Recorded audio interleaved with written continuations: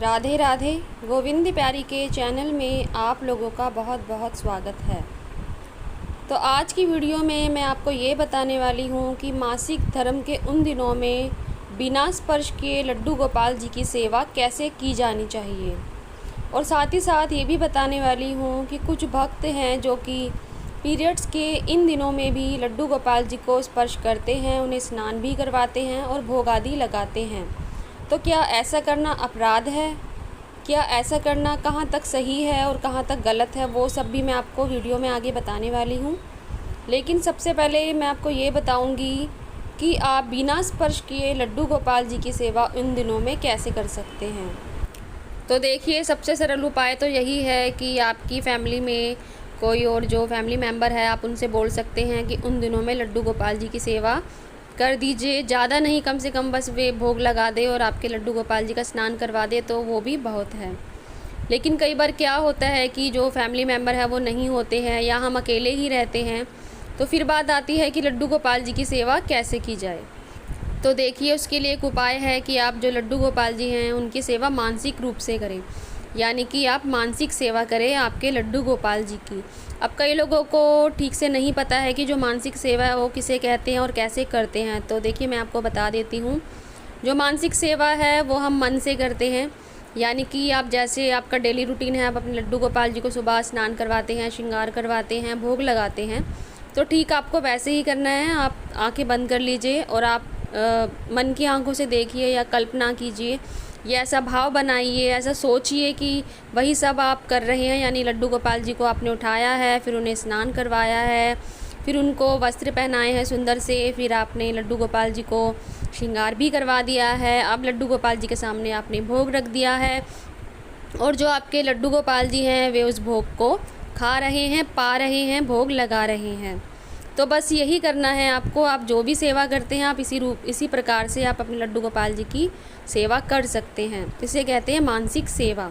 लेकिन अब कई भक्तों के मन में ये प्रश्न भी आता है कि क्या इसे मतलब पूरी सेवा मानी जाएगी? क्या लड्डू गोपाल जी ने सच में ही भोग अर्पण कर लिया है, उन्होंने भोग पा लिया है? तो जी हाँ, जो मानसिक सेवा है उसका फल पूरा पूरा मिलता है, क्योंकि जो हमारे श्री कृष्ण भगवान हैं, जो कि हमारे लड्डू गोपाल जी हैं, वे भक्त के मन के भावों को ही देखते हैं। अगर आपने मन से उन्हें स्नान करवा दिया तो समझिए उन्होंने स्नान कर लिया है। आपने मन से उन्हें भोग लगा दिया तो उन्होंने भोग ग्रहण कर लिया है, उनका पेट भर गया है, वे संतुष्ट हो गए हैं। तो आप निश्चिंत हो जाइए और आप यही मन में भाव रखिए कि जो लड्डू गोपाल जी की सेवा है वो हो गई है। तो आप देखेंगे, अगर आप इस तरह से सेवा करते हैं पूरे विश्वास के साथ, तो आप भी संतुष्ट हो जाएंगे कि आपने लड्डू गोपाल जी की सेवा कर ली है, और आपके जो लड्डू गोपाल जी हैं वो भी संतुष्ट होंगे कि मेरी सेवा आज हो गई है, मैंने भोग ग्रहण कर लिया है, या एक तरह से वो सेवा स्वीकार हो रही है। ठीक है। अब बात आती है दूसरी तरफ कि कुछ लोग हैं जो लड्डू गोपाल जी की उन दिनों में सेवा करते हैं, उन्हें अपने हाथों से स्नान भी करवाते हैं और भोग भी लगवाते हैं। तो क्या ऐसा करना अपराध है? क्या उन्हें कोई पाप लग जाएगा, या ऐसा करना कहाँ तक सही है और कहाँ तक गलत है? तो देखिए, जो लड्डू गोपाल जी की सेवा होती है वो भाव प्रधान होती है, यानी कि हमारे भाव जुड़े हुए होते हैं। अगर आपने अपने लड्डू गोपाल जी से संबंध बनाया है, चाहे कोई भी संबंध बनाया हो, पुत्र का बनाया हो, पति का बनाया हो, प्रेमी का बनाया हो, भाई का बनाया हो, पिता का बनाया हो, सखा का बनाया हो, तो अगर वो आपके फैमिली मेम्बर हैं तो उन दिनों में आप उनकी सेवा भी, संसारिक जो रिश्ते होते हैं उनमें आप सेवा करते हैं, आप किचन में खाना बनाते हैं, तो फिर आप लड्डू गोपाल जी के लिए भी ये सब कर सकते हैं। लेकिन इसके लिए सबसे महत्वपूर्ण जो बात है वो ये है कि शुरू में तो देखिए आपको ऐसा नहीं करना चाहिए। अगर आप भक्ति कर रहे हैं, उनकी सेवा कर रहे हैं और आपको लगता है कि अब आप भक्ति में से उनकी जो आप सेवा करते हैं उसमें काफ़ी आगे बढ़ गए हैं और अब आपको रहा ही नहीं जा रहा है उनके बिना, उनकी सेवा किए बिना, और आप चाहते हैं कि मैं उन दिनों में भी उनकी सेवा करूं, तो फिर आप ऐसा कर सकते हैं। लेकिन देखिए, जो मंदिरों में जो ठाकुर जी होते हैं तो वहाँ ऐसा नहीं होता है। वहाँ पर तो फिर पूरे जो शास्त्र के जो नियम हैं उसी के हिसाब से जो गोस्वामी जी हैं सेवा करते हैं, वहाँ पे ऐसा करना वर्जित है। लेकिन जो लड्डू गोपाल जी हैं वो हमारे फैमिली मेम्बर बन जाते हैं, क्योंकि हमने उनसे एक संबंध जोड़ लिया है। इसलिए हम ऐसा कर सकते हैं। लेकिन आपको एक बात का ध्यान और रखना है, ये ध्यान रखना है कि अगर आपके लड्डू गोपाल जी आपके मंदिर में रखे हैं तो आपको उन दिनों में फिर हाथ नहीं लगाना है, क्योंकि मंदिर में जो है बाकी देवी देवता भी साथ में होते हैं। तो आप ऐसा कर सकते हैं कि जब आप पीरियड शुरू होने वाले हों तो लड्डू गोपाल जी को बाहर पहले ही निकाल लिया जाए।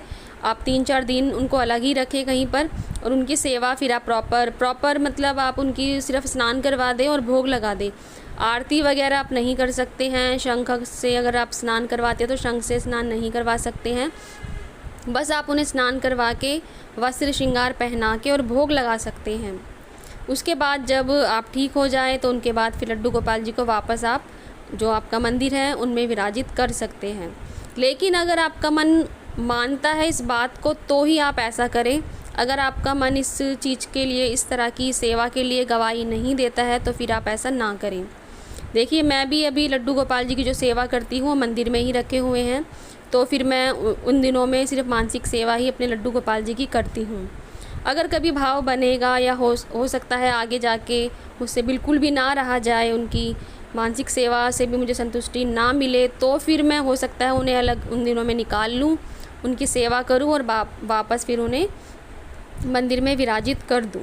लेकिन अगर आपने भक्ति अभी शुरू ही की है, आपको ज़्यादा समय नहीं हुआ है, तो आप मानसिक सेवा ही करें और उससे जो हमारे लड्डू गोपाल जी है वह पूर्ण रूप से संतुष्ट हो जाते हैं। तो आप मानसिक सेवा ही कीजिएगा और बाकी आपके ऊपर है। ऐसा नहीं है कि अगर आप उन दिनों में उनको स्पर्श करते हैं तो पाप लग जाएगा, ऐसा कुछ भी नहीं है। बस आपको मंदिर में फिर वो नहीं होने चाहिए आपके लड्डू गोपाल जी, आपको फिर अलग स्थान पे रखें, कहीं दूर थोड़ा, फिर आप उनकी सेवा करें और फिर आप उन्हें वापस विराजित कर सकते हैं। यानी कि आपको पूरी तरह से समझ आ गया होगा, दोनों तरह से आप सेवा कर सकते हैं। अब ये पूरी तरह से आप पर डिपेंड करता है कि आपको क्या सही लगता है और क्या गलत लगता है। आप उसके हिसाब से फिर अपने लड्डू गोपाल जी की सेवा करें। तो आशा करती हूँ आपको पूरी जानकारी मिल गई होगी कि आपको किस तरह से सेवा करनी है। अब ये पूरी तरह से आप पर निर्भर है कि आप कैसे अपने लड्डू गोपाल जी की सेवा करते हैं। तो आशा करती हूँ आपको पूरी जानकारी मैंने दे दी है और वीडियो आपको अच्छी भी लगी होगी। तो अगर आपको जो मैंने वीडियो में जानकारी दी है वो अच्छी लगी हो, आपको लग रहा है कि मैंने बिल्कुल सही जानकारी दी है, तो अभी एक लाइक कर दीजिए।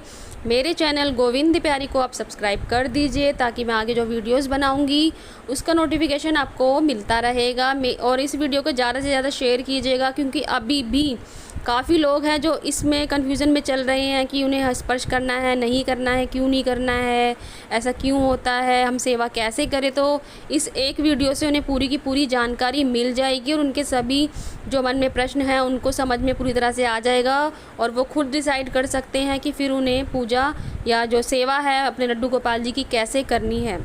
लेकिन एक बात और बता दूँ आपको, अगर लड्डू गोपाल जी अपने अलग भी रखे हैं तो आपको घंटी नहीं बजानी है, शंख से स्नान करवाते हैं वो भी नहीं करवाना है, आपको आरती नहीं करनी है। मतलब जैसे आपके फैमिली मेम्बर होते हैं तो बस आप उन्हें स्नान करवा दें और भोग लगा दें, सिर्फ इतनी ही 2 चीज़ें आप करें, बाकी चीज़ें आप नहीं करनी चाहिए, क्योंकि ऐसा करने से मना किया जाता है।